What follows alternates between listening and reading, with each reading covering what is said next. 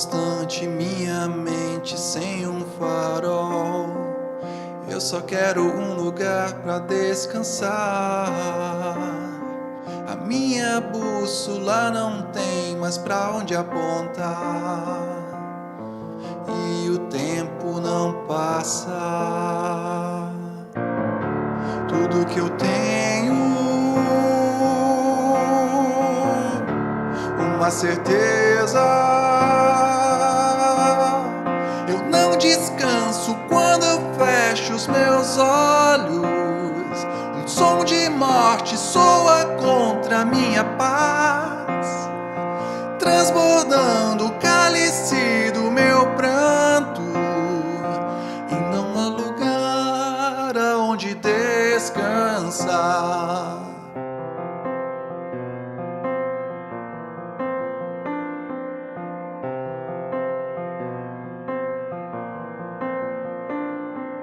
Tua mente tão mais alta me faz sonhar o sacrifício, o princípio e o fim.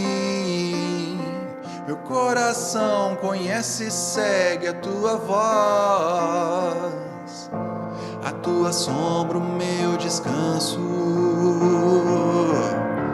a minha fonte, uma certeza: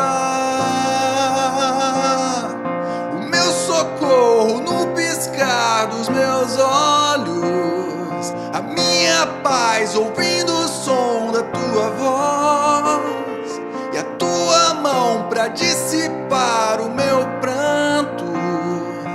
És o meu lugar aonde descansar, o meu socorro no piscar dos meus olhos, a minha paz ouvindo o som da tua voz, e a tua mão pra dissipar o meu pranto. És o meu lugar aonde descansar, és o meu lugar aonde descansar.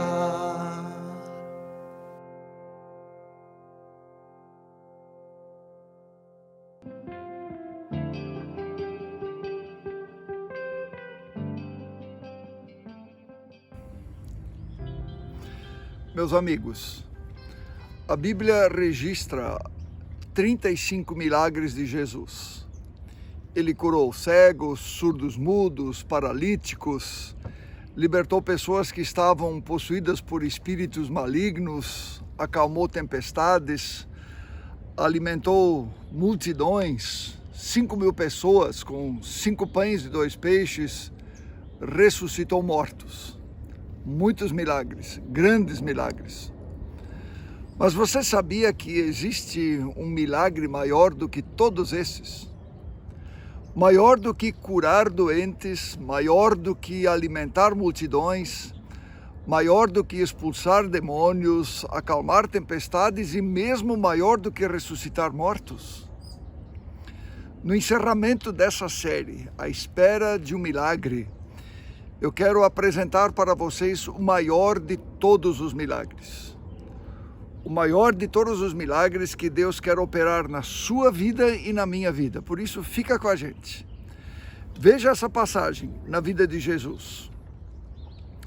E aconteceu que, chegando Jesus perto da cidade de Jericó, estava um cego chamado Bartimeu, assentado junto do caminho, mendigando. E ouvindo passar a multidão, perguntou o que era aquilo. E disseram-lhe que Jesus estava passando por ali. Então aquele cego clamou, dizendo: Jesus, filho de Davi, tem misericórdia de mim. E os que iam passando repreendiam-no para que ele se calasse. Mas ele clamava ainda mais: Jesus, tem misericórdia de mim. Então Jesus, parando, mandou que o trouxessem. E chegando ele, perguntou-lhe, dizendo: que queres que eu te faça? Que queres que eu te faça? E o cego respondeu: Senhor, que eu veja. E Jesus lhe disse: recupera a tua vista, a tua fé te salvou. Veja a resposta de Jesus: recupera a tua vista, a tua fé te salvou. E logo que passou a enxergar, seguia a Jesus glorificando a Deus. E todo o povo, vendo isto, dava louvores a Deus.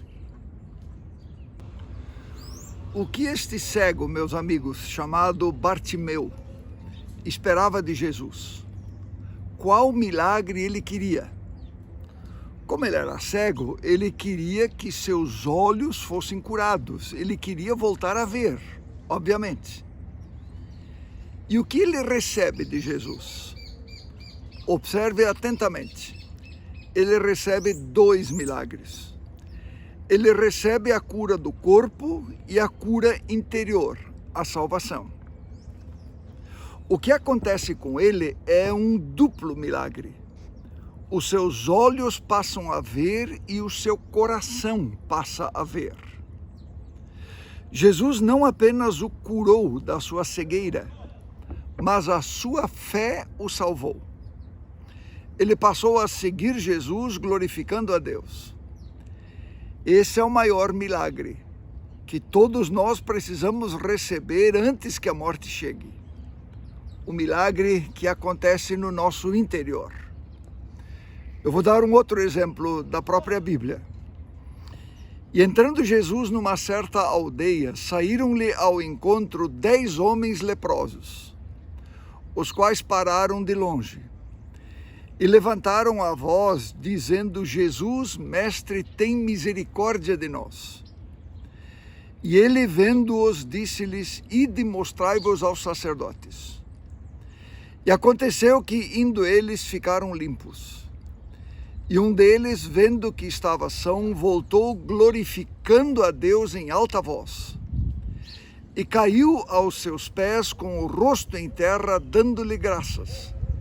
E este era samaritano. E respondendo Jesus, disse: não foram 10 os limpos? E onde estão os 9? Não houve quem voltasse para dar glória a Deus, senão este estrangeiro. E disse-lhe: levanta-te e vai, a tua fé te salvou. Nós temos aqui 10 leprosos, curados por Jesus de sua lepra, a pior doença daqueles tempos. Mas a questão é: quantos foram curados de fato? Da lepra todos. Mas e a cura interior? O maior de todos os milagres, apenas um experimentou. Prova disso é que apenas um voltou para agradecer Jesus, mostrando que aconteceu alguma coisa no seu interior que não aconteceu nos demais. Experiências de sofrimento, meus amigos, e de dor nesse mundo não significam que Deus nos abandonou e voltou as costas para nós. Eles podem ser aqueles momentos que nos obrigam a parar, a olhar para nós mesmos e deixar Deus trabalhar. C.S. Lewis já dizia: Deus sussurra a nós na saúde e prosperidade, mas sendo maus ouvintes, deixamos de ouvir a voz de Deus. Então ele gira o botão do amplificador por meio do sofrimento. Aí então ouvimos o ribombar de sua voz. O sofrimento, amigos, é consequência de nossa desconexão do Criador. Aliás, todo mal, todo sofrimento desse mundo é consequência da nossa desconexão do Criador. Mesmo assim, Deus não abandonou a sua criatura, pelo contrário. Mas Deus permite que a gente experimente os pontos baixos da vida, a fim de nos ensinar lições que não poderíamos aprender de nenhuma outra maneira. O jornalista cristão Philip Yancey já dizia: Deus nos ama tanto que nos acolhe do jeito que estamos, mas nos ama demais para nos deixar do jeito que estamos. Ele quer transformar a vida da gente. O maior milagre, meus amigos, é o milagre da transformação do nosso interior. Os milagres de Jesus, o maior de todos os milagres, ele vai muito além do nosso corpo.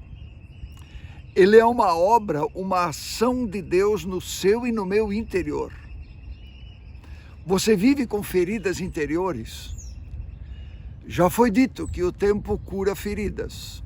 Permito-me discordar frontalmente. Não concordo. Com o tempo, a gente se protege da insanidade, cobrindo a ferida com cicatrizes e a dor diminuiu. Mas ela nunca desaparece, por isso o tempo não cura. Nós precisamos de uma cura espiritual, nós precisamos da cura pela palavra, da cura do nosso Deus. E por isso, quando eu falo de cura, eu não estou falando apenas de cura de doenças do nosso corpo, que também são, evidentemente, uma obra do nosso Deus. Mas eu falo da cura das crises. De repente você esteja passando por uma crise em seu casamento. Naturalmente, a gente sempre acha que o problema está nos outros. O grande milagre de Jesus sempre começa em mim. Já dizia o sábio, você está procurando a pessoa certa? Então, antes de tudo, seja a pessoa certa. Milagres de Deus em nossa vida, no nosso interior, quando nós permitimos que Deus os faça, eles mudam o nosso caráter e a nossa identidade completamente. E a Bíblia expressa isso e conta isso em muitas histórias de uma forma muito bonita. Na leitura da Bíblia, por exemplo, você vai perceber que volta e meia aparece um personagem no qual aconteceu uma mudança de nome. Às vezes é uma mudança parcial, outras vezes é uma mudança total. Por exemplo, Abrão virou Abraão, Sarai vira Sara, Oséias torna-se Josué, Jacó vira Israel, Saulo se transforma em Paulo, Simão vira Simão Pedro. Essas mudanças, elas não estão escritas aí na Bíblia de forma casual e nem são um mero capricho dos seus autores. Essas mudanças indicam que no encontro com Deus, com Jesus, acontece transformação. Quando o maior de todos os milagres acontece, o milagre do coração, do interior, o milagre espiritual da fé, há uma mudança de caráter, de identidade. Uma mudança de tal magnitude que todos à volta podem perceber. Quando você muda, tudo ao seu redor muda. E agora, com toda essa reflexão, o que a gente faz com isso? Que consequências nós tiramos disso? Em 1948, C.S. Lewis, de quem nós falamos bastante aqui hoje, tentava responder a uma pergunta atual para a época e que continua sendo muito atual hoje. Como devemos viver? Como devemos viver com tudo isso que falamos aqui hoje? C.S. Lewis responde de uma forma muito bonita e de uma forma muito profunda e significativa. Veja a resposta dele. Nós vivemos em uma era de câncer, de sífilis, de paralisia, uma era de ataques aéreos, de acidentes ferroviários, de acidentes automobilísticos.